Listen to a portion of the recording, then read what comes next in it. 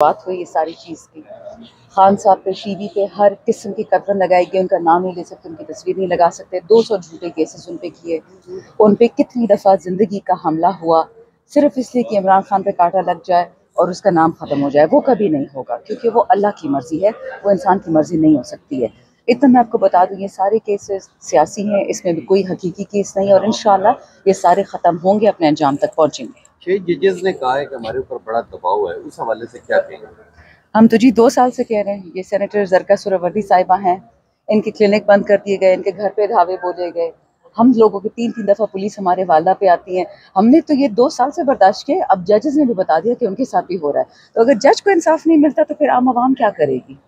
अच्छा मैडम, आज बुशरा बीबी की जो अडियाला जेल मुंतकिल केस की समाअत थी जी, तो उसमें एक रिपोर्ट सामने आई कि सब जेल इसलिए बनियाला को करार दिया गया था कि वहाँ पे जगह नहीं है अडियाला जेल में, लेकिन 31 जनवरी के बाद जो है वो 141 जो मुल्ज़मान ख़वातीन है उनको शिफ्ट किया गया। तो इस पर आप देखिए, उनकी बहन जो है, बुशरा बीबी की बहन, वो बार-बार कह रही हैं कि उनकी बहन खान साहब की अहलिया को खाने में कुछ दिया जा रहा है, उनके शहद में कोई चीज़ डाली गई है, उनका गला बैठ गया, उनको तकलीफ़ थी। तो जब ऐसी चीज़ होगी तो नेचुरली खान साहब यही चाहेंगे कि फिर उनकी मुंतकली वापस अडियाला हो जाए, ताकि उनकी नज़र मुलाकात भी हो सके, देख भी सके, सेफ भी रहे। देखिए, अल्लाह के बाद जेल में खान की ज़ामिन पुलिस वाले हैं, तो अब हम क्या करें? हम तो एक हेल्पलेसनेस से है ना कि हम बचा नहीं सकते जब वो बनियाला में है। तो क्या वजह है कि अडियाला जेल क्यों नहीं मुंतकिल करना चाह रही जो मैनेजमेंट? ये तो जी मैनेजमेंट को ही पता होगा। हमें क्या पता है जी। ये आज बयान है इलेक्शन कमीशन की तरफ से, कोई केस था कि जिसपे वो केपी का जो सेनेट का इलेक्शन है वो मुलतवी कर दिया जाएगा, उस पर कुछ होना है? देखिए, बात यह है कि जहां जहां डाका डाल सकते हैं वहां वहां डाका डाल रहे हैं।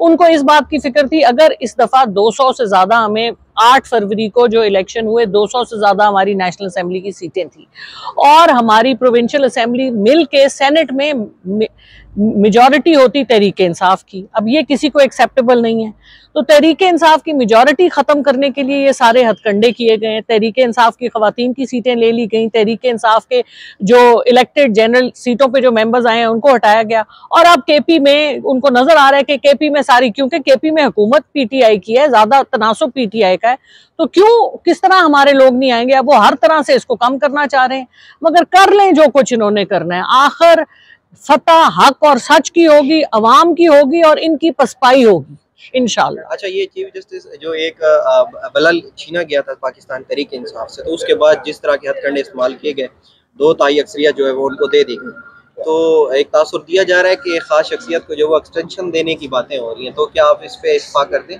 देखिए, बात यह है कि पाकिस्तान सिर्फ दाखिली अमूर का नाम नहीं है। पाकिस्तान एक ऐसा रीजनल मुल्क है जिसके इर्द गिर्द इस वक्त जंग छिड़ी जा रही है। आपका अफगानिस्तान का बॉर्डर गर्म है, आपका बलोचिस्तान का बॉर्डर गर्म है, आपको हर तरफ से जंग में धकेला जा रहा है और अंदर आपको खलफशार में आपको इन्वॉल्व करके आपको परेशान किया हुआ है ताकि आप अपने आप को देख ही ना सकें।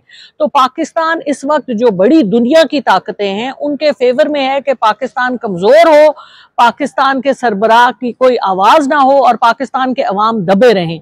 तो पाकिस्तान के अवाम, हम किसी भी पार्टी से हों, हम सब पाकिस्तानी हैं और हम पाकिस्तान की बेहतरी चाहते हैं। पाकिस्तान है तो हम हैं, इसलिए इन मामलात में हम सब इकट्ठे होके अपने मुल्क के लिए आवाज उठाएंगे। तहरीक इंसाफ एक पार्टी है लेकिन पाकिस्तान असल चीज है, तो हमें ये वक्त है, इस वक्त हम सबको मुत्तहिद होके हक और सच की आवाज उठाने